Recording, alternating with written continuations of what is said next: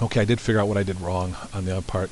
The hole here, I had made the hole 0.94 here, which it should have been this line to this line, which if you look up here, it's 0.80. I just forgot to put that measurement on my drawing. If I'd have done that, I would have seen that because the hole's there. So what I've done is I've gone back and fixed that by changing the loft. So it's 0.80.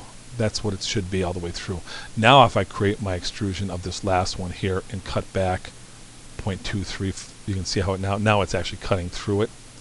That's the way it should look right there, because then this goes on top of it. Okay, so that's where I messed up on it. This is 0.80 here. This is also 0.80 here. So that way it's kind of fitting better.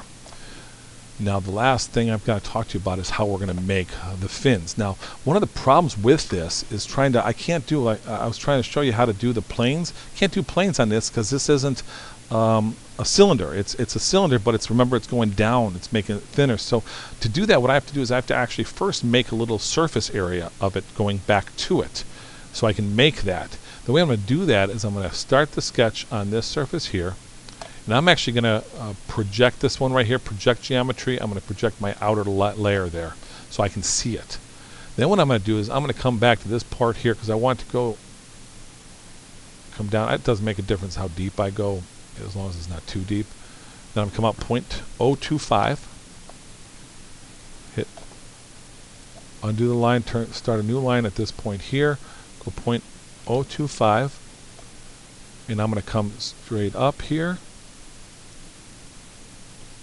hit escape, hit L, come back here, come straight up. Then this time I'm going to start right in this quadrant right here, come straight across. So it's parallel. See that, how that happened? Come back to the middle point here. I want it to be parallel. So it's not parallel now. Now it's parallel. Then I'm going to hit X to trim this. X to trim this.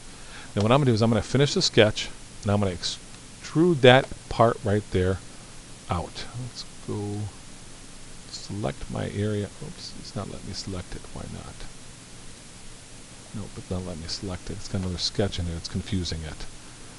Oh, one of their sketches confusing it.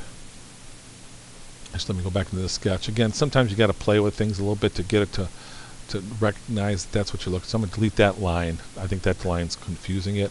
And the fact that I have all these short lines in there are confusing it as well. So I'm going to delete that line there too, so that's gone. Now I'm going to extend, using the extend command, to this line right here all the way to there. Now hopefully now it will actually see it. Extrude. It still doesn't see it. Why not? Why not? Well, let me stop here and I'll come back in a second when I figure out why it's not working.